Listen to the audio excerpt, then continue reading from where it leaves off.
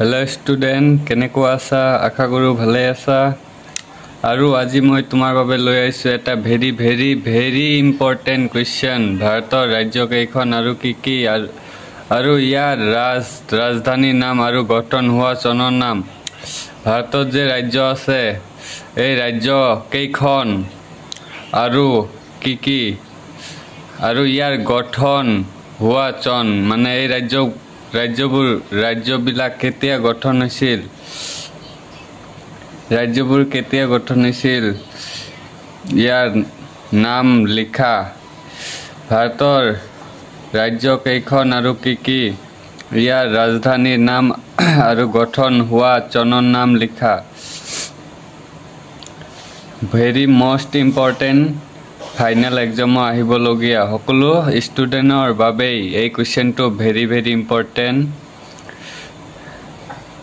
ভাৰতৰ ৰাজ্য মুঠ 29খন আৰু ইয়াৰ ৰাজধানী আৰু গঠন হোৱা চন তলত উল্লেখ কৰা হ'ল।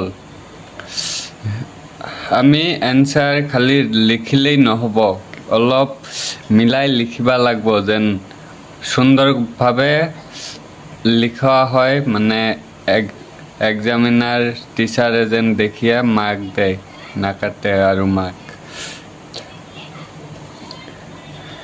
ইয়াৰ পাৰ্ট 1ত 10টা দিম ৰাজ্য। আমাৰ ৰাজ্য মুঠ 29খন। পাৰ্ট 1ত আমি 10টা ৰাজ্যৰ নাম দিম। নাই, ভিডিঅ'টো বহুত দীঘল হৈ যাব, এইকাৰণে পাৰ্ট 1ত 10টা দিম। পাৰ্ট 1ত 1 নম্বৰ আছে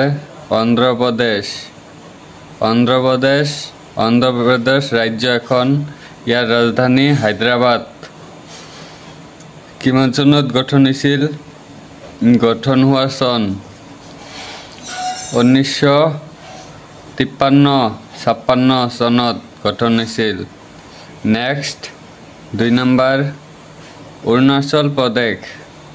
অৰুণাচল প্ৰদেশৰ ৰাজধানী ইটানগৰ। কিমান চনত গঠন হৈছিল?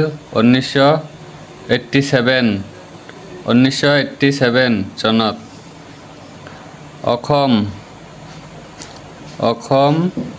অসমৰ ৰাজধানী দিছপুৰ।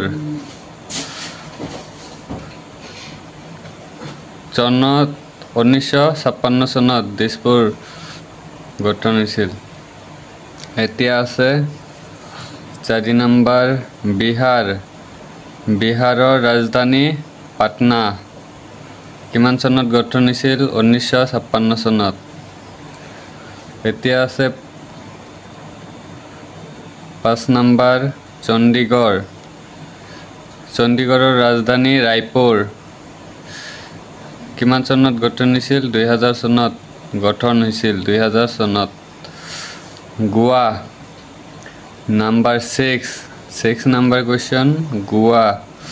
গোৱাৰ ৰাজধানী হ'ল পানাজী। কিমান চনত গঠন হৈছিল? 1987 চনত গঠন হৈছিল। এতিয়া আছে 7 নম্বৰ গুজৰাটৰ ৰাজধানী হ'ল গান্ধীনগৰ। 7 নম্বৰ কিমান চনত হৈছিল গঠন? 1960 চনত গঠন হৈছিল। এতিয়া 8 নম্বৰটো আছে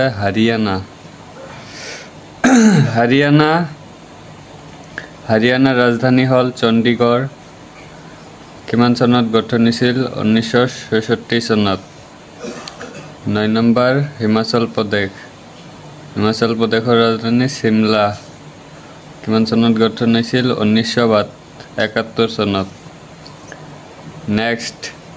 নেক্সটটো আছে 10 নম্বৰ, আজি লাষ্ট। জম্মু আৰু কাশ্মীৰৰ ৰাজধানী হ'ল শ্ৰীনগৰ। কিমান চনত গঠন হৈছিল?